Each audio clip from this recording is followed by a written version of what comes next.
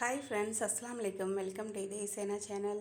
இன்றைக்கி வந்து கடல் பாசி இஃப்தாருக்கு செஞ்சுருந்தேங்க. சூப்பராக இருந்ததுங்க.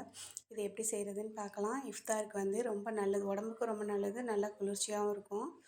இது எப்படி செய்கிறதுன்னு பார்க்கலாம். இதில் வந்து ரோஜா பூ இதழ்களை வச்சு தான் இதுக்கு வந்து கலர் நான் வந்து சேர்த்துருக்கேன். டேஸ்ட்டு வந்து பார்த்திங்கன்னா சூப்பராக இருந்தது. நல்லா கலரும் வந்து சூப்பராக வந்துருந்துச்சு. இதுக்கு வந்து நான் ரோஜா பூ இதழ்களை எடுத்திருக்கேன். காம்பெல்லாம் கிள்ளிட்டு பூச்சி இல்லாமல் க்ளீன் பண்ணி வச்சுக்கலாம்.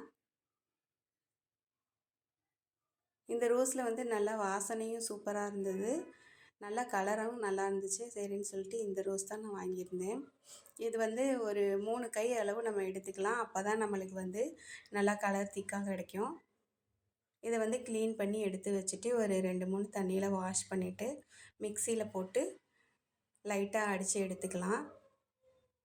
இப்போ கடல் பாசியை இது மாதிரி கட் பண்ணி தண்ணியில் சேர்த்துக்கலாம். தண்ணியில் சேர்த்து நம்ம வேக வைக்கிறனால பார்த்திங்கன்னா சீக்கிரமாக கரைஞ்சிரும், நல்லா சாஃப்டாகவும் நம்மளுக்கு கிடைக்கும்.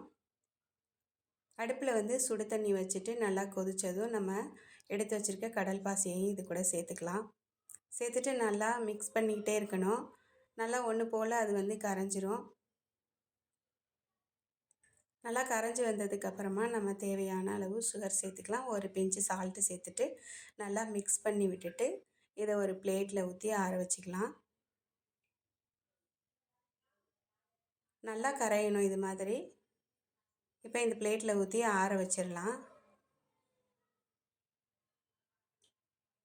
கலர் வந்து பார்த்திங்கன்னா சூப்பராக இருந்ததுங்க. இந்த ரோஜாப்பூ சேர்க்குறனால உடம்புக்கு ரொம்ப நல்லது. நம்மளுக்கு வந்து எந்த விதமான கெமிக்கலும் இல்லாமல் நம்ம வந்து இயற்கையான முறையில் நம்ம இதை வந்து செய்யலாம்.